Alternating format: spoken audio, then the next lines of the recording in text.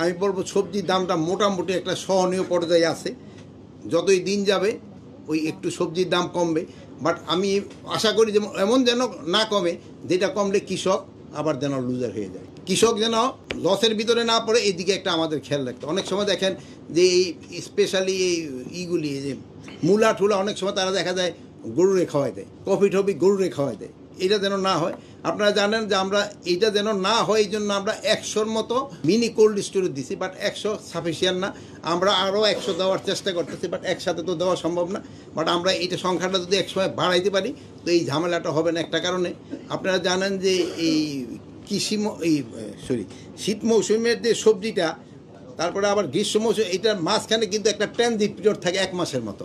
এই সময় যদি একটা রিজার্ভ কোথাও থাকে, ওই সময় যদি ওইটারে সাপ্লাই দেওয়া যায় তবে কিন্তু ভোক্তারা অত লজার হয় না, মানে তারা একটা মোটামুটি রিজনেবল প্রাইসে পেতে পারে।